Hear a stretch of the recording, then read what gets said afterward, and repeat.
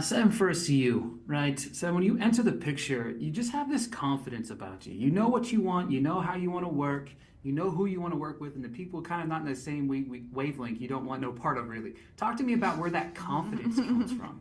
Well, damn. You don't want no part of. You know what? I will say this. The most important thing for me in sessions is, and it's a term that you may not hear very often, but it's called studio etiquette. Studio etiquette, I think, is important. My confidence comes from me being comfortable in a room, and the only way that I can be comfortable is if I'm comfortable with the people and the creators in the room, the creatives in the room, and that only exists if we leave our egos out the door. And so once those things are checked off, I'm Gucci. Like, I can sit there and write 10 million songs with you and bounce things, off the wall. I don't care if I may not even, some days you're not even on your A game as much as you want to be, but if you're in a room where you're comfortable enough, it gives you a certain type of confidence. And I'll just say that just to be real. So for me, I guess to your point, my confidence comes from me making sure that, number one, first, I'm comfortable in a room. Then anything is possible. Mm-hmm. I can't create outside of me not being cool, calm, collected, and comfortable with the creatives that I'm in with. So maybe that's where the confidence comes from. It's a reflection of the people in the room that I'm creating with, yeah. You just want to be comfortable being comfortable? I want to be comfortable being comfortable with you. I don't know if that makes sense. I don't know if that's, not too many comfortables, because too many comfortables. Inside joke when you see the show. Yeah, watch the show. Oh, nice. Blue June, to you. The creation of a lot of these songs, it was just mind-blowing. But, right, so Heaven on Earth, 11:11, right? First, your voice, holy cow, just majestic.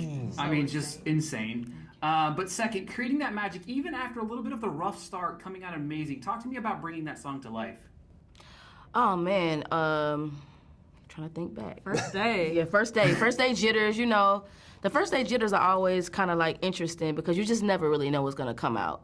But I had a room full of creatives that like trusted me. I can tell that we were fans of each other. So it just made it easier. And sometimes when you go into a session, it's not going to be great in the beginning. You just have to kind of just work through it, and that's where you strike gold and you find the magic. So just with the support of my team, Jenna and Steve and Chi, we figured it out. We made it happen. So we knocked out 2 records that day. And the way she swags on the record, she can sell water to the ocean. Come on. She can sell water to the ocean. Come It's on. crazy. We good on that, baby. We need a blue album while you playing. We good on We need that. some blue music. I'm trying. I need some blue music. She's the most, she's so supportive, man.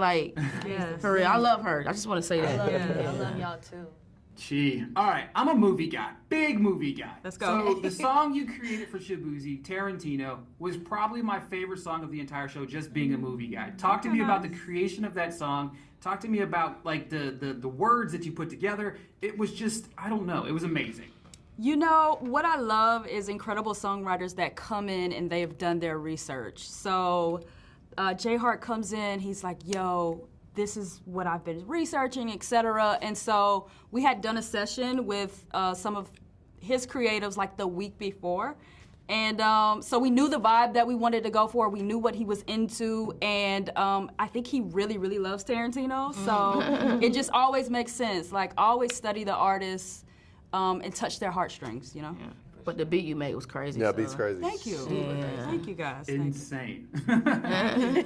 So I gotta talk to you, Ben. I'll talk to you about these listening parties because I don't obviously it brings you back over to school, right? You bring in your project in front of everybody. You're terrified everybody's gonna hate it or whatever it looks like. Now we got the cameras in front of you on top of that as well, right? Talk to me about what's going through your head as you're getting ready to present these songs amongst your peers. Oh, yeah. I think it's, like everything you just said, it is a little bit like showing your school project and you're kind of like, man, I hope this doesn't suck. Because you also respect everyone else, and you're hearing what they're working on. And, and as particular on this show, it's a pretty condensed timeline. I think it says 6 hours. It was not even 6 hours. We had to not only write the song, but to record it and produce it too, which sometimes can take a lot longer. So I think it's a little bit, like standing up naked in front of everybody and just being like, all right, here I am. Which nobody wants to see that for sure, but you know what I'm saying? It is a little bit. You kind of have to bare your soul a little bit, but that's part of what makes the magic of songs. You do, even in a room, you have to bare your soul to somebody, and you have to dare to suck. And so, if you're going into a room worried about trying to write something perfect or not writing something bad, you're already going to lose. Facts. So I think you gotta kind of wear it on your sleeve. So true. Thank you guys so much for your time today. I appreciate Thank you. it. Wait, what's your favorite movie? Favorite movie? La La Land. Oh, me too. What? I love that movie. I've never seen Wow, twinning. He was like, really? Never seen it. it. So you gotta watch Exactly. Love Jones and I gotta watch All La right. La Land. Let's go. All right. Okay. Perfect. Thank you All right, guys. thank Bye. you.